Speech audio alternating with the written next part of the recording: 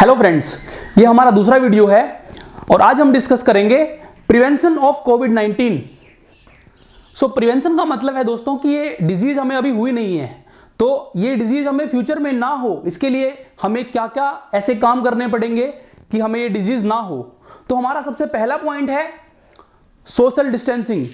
जैसे कि हम हमारी पहली वीडियो में देख चुके हैं कि main route of spread of कोविड-19 रेस्पिरेटरी एरोसोल से होता है। मतलब जो हमारे छींकने से, हमारे कफ करने से या हमारे बोलने से जो हवा में हमारे रेस्पिरेटरी ड्रॉपलेट्स निकलते हैं, जो कि 2 मीटर के डिस्टेंस तक ट्रेवल कर सकते हैं।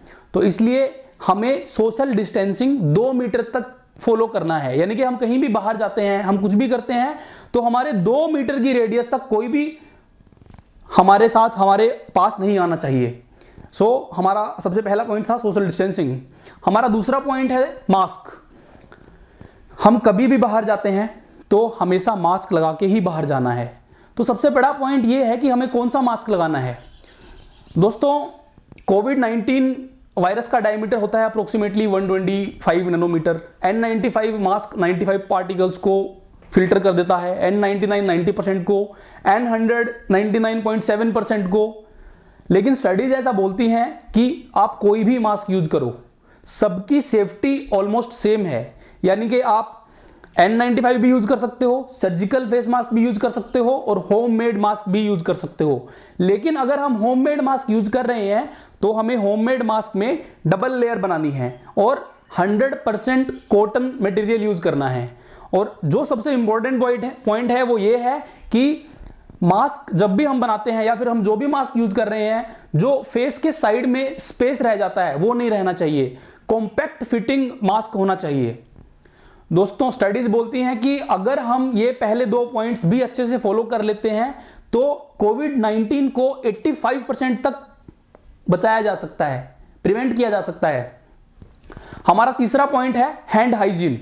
हैंड हाइजीन का मतलब है दोस्तों कि हमें हर घंटे में एक बार हमारे हाथों को साफ करना है।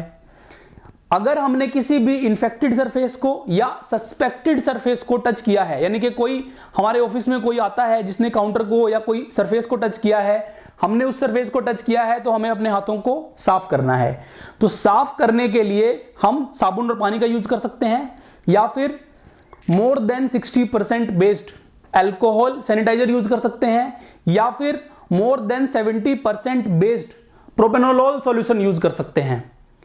हमारा नेक्स्ट पॉइंट है रेस्पिरेटरी हाइजीन। रेस्पिरेटरी हाइजीन का मतलब है कि अगर हमें कफ होती है या फिर हमें स्नीजिंग होती है तो हमें उसको अपने हाथ पे नहीं लेना है। हमें उसको या तो अपने रिस्ट पे लेना है या अपनी एल्बो पे लेना है या अपने हैंडकरचीफ पे लेना है। क्योंकि अगर हम उसको अपने हाथ पे लेंगे तो हो सकता है कि हमारे हाथ इंफेक्ट हो जाएं और हम किसी सरफेस को टच कर दें, और कोई हेल्दी पर्सन अगर उसी सरफेस को टच करेगा तो वो इंफेक्शन फैल सकता है। तो इसलिए हमें अपने हाथों पे नहीं लेना है।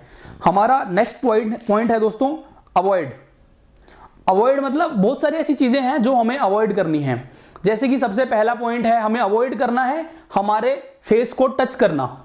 तो हम अनइंटेंशनली एंड अननोइंगली बहुत बार हमारे फेस को टच करते हैं, तो हमें हमारे फेस को टच नहीं करना है। Specifically eyes, nose and mouth को टच नहीं करना है, क्योंकि अगर हमारे हाथ में इंफेक्शन हुआ तो वो इंफेक्शन हमें फैल सकता है।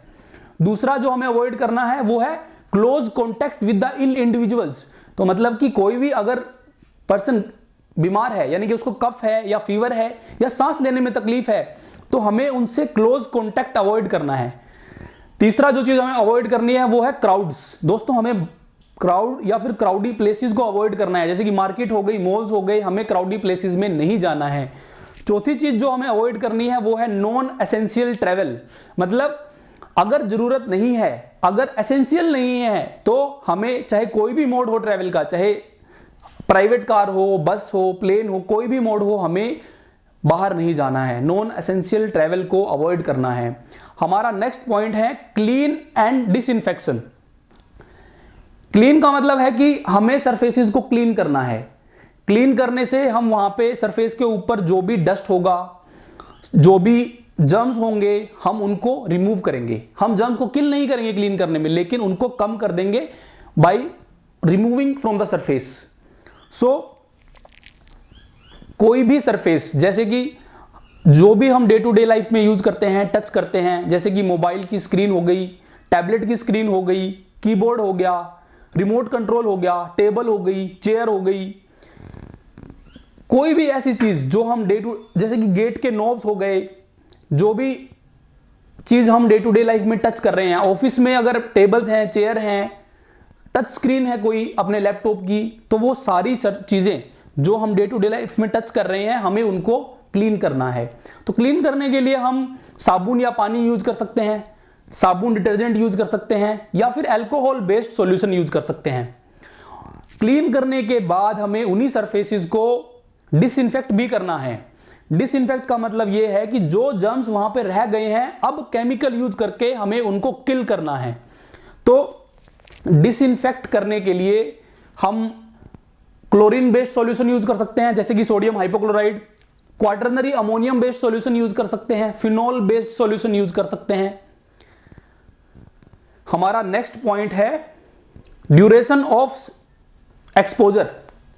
मतलब दोस्तों कि हमें ऐसा कोशिश करना है कि हम किसी भी पर्सन के कांटेक्ट में अगर आ रहे हैं तो कम से कम टाइम के लिए कांटेक्ट में आए, क्योंकि हम पहली वीडियो में देख चुके हैं कि इन्फेक्टिविटी बढ़ जाती है अगर ड्यूरेशन ऑफ कांटेक्ट बढ़ जाता है। तो ड्यूरेशन ऑफ कांटेक्ट को कम करना है। इसके बहुत सारे तरीके हैं, जैसे कि बेंगलोर में कैब सर्विस चालू हुई थी, तो उन्होंने कैब्स के बीच में ट्रांसपेरेंट पॉलीथीन सीट लगाई थी ताकि ड्राइवर का और पीछे बैठे हुए पैसेंजर का आपस में कांटेक्ट ना हो।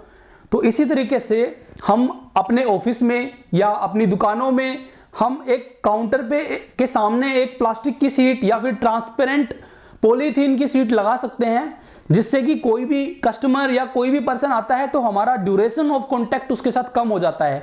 हमें केवल उतने ही टाइम के लिए कांटेक्ट करना पड़ेगा जब जरूरी होगा कांटेक्ट करना, जैसे कि कुछ हमको सामान देना है या उससे कुछ लेना है, केवल वही टाइम के लिए कांटेक्ट होगा।